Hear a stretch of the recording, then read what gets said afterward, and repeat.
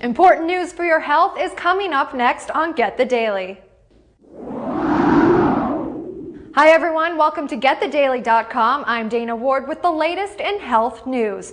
A precedent has been set, and it's for the U.S. life expectancy rate.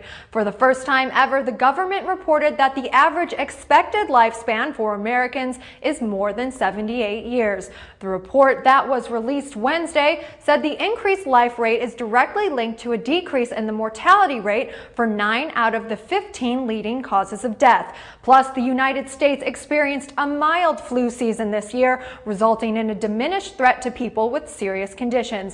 The study was determined by the National Center for Health Statistics and took into account about 95% of the 2.4 million U.S. death certificates for 2006. Generally, white women have the longest expected lifespan, followed by black women, white men, and then black men. Statisticians are hoping to add Hispanic data into the mix just next year.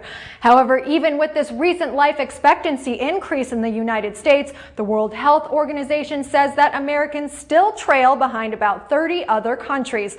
Some list toppers include Switzerland and Australia, as well as Japan at number 1.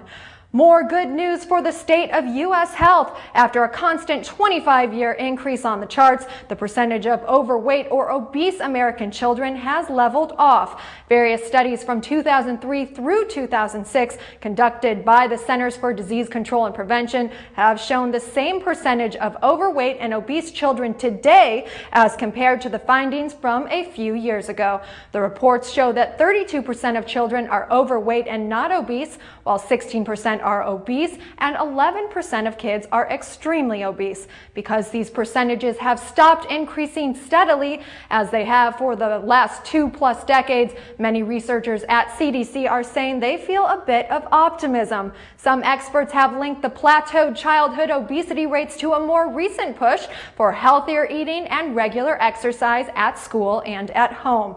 But researchers are also saying that the results for the 2007 to 2008 period will be the best evidence for analyzing future childhood obesity rates. And the FDA recently launched an investigation to stop the illegal sale of raw milk. Unpasteurized milk is banned in 22 U.S. states, and cross-border sales are prohibited. Federal officials say raw milk is linked to foodborne illnesses, and the head of the FDA's dairy office said that the milk should not be consumed by anyone for any reason, and that the raw product is inherently dangerous. The CDC reported that between 1998 and 2005, there were 1,000 people who became ill, and there were 2 deaths recorded from Salmonella, E. coli, and other bacteria in raw milk. It's up to the individual state to enforce the law, and there have been unlawful sales busted in Pennsylvania and Maryland most recently. But many unpasteurized milk supporters, and there are many in this growing natural food movement, say the raw product is magical as it contains beneficial microbes that help fight several sicknesses and conditions.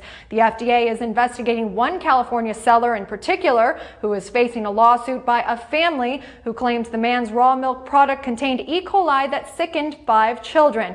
The man being sued is challenging a new California law that requires much lower bacteria levels in raw milk, and Whole Foods Company is currently lobbying for a law to help raw dairies stay in business. Thanks for watching Get the Daily. I'm Dana Ward.